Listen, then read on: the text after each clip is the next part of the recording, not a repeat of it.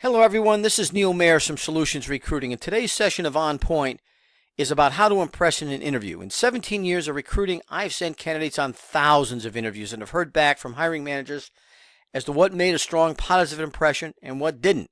So based on that feedback, I'm going to share the 3 things I hear that you can do to win in your next interview. But first, I'm going to tell you what not to focus on.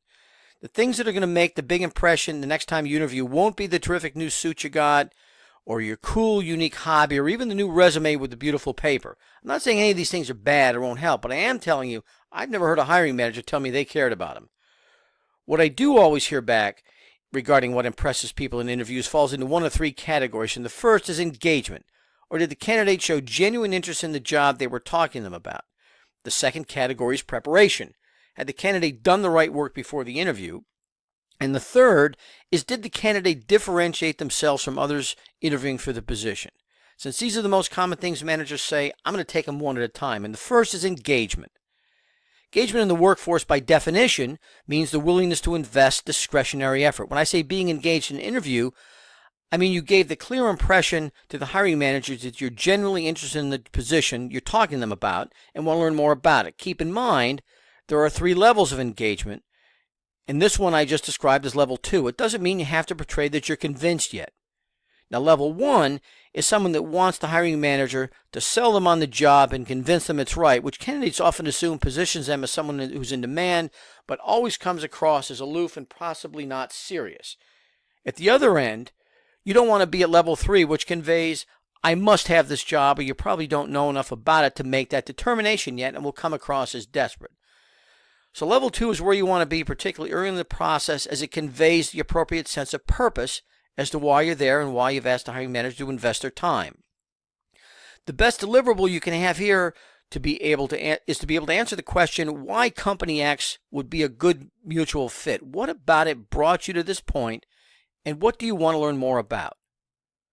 Now, the second thing you need to do to impress in your next interview is be prepared and have done your homework.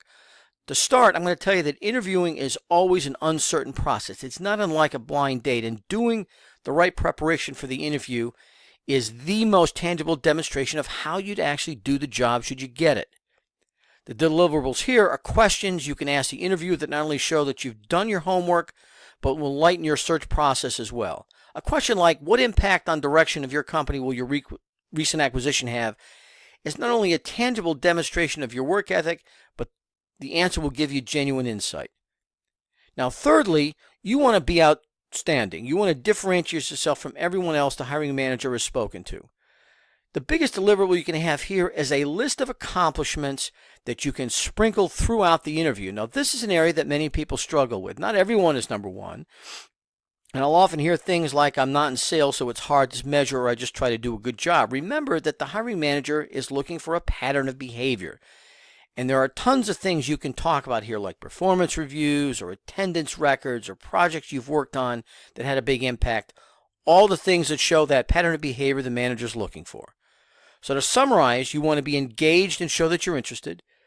You want to be prepared and have done your homework, and show that you're outstanding and differentiate yourself from other people they've spoken with. Let us know if you'd like some individual help with the myriad other issues related to this topic, and we'd be happy to set up some time with you directly. Reach out via the information here and subscribe to our free YouTube channel for a regular dose of helpful content like this. Thank you very much for your time, and we hope to see you again soon.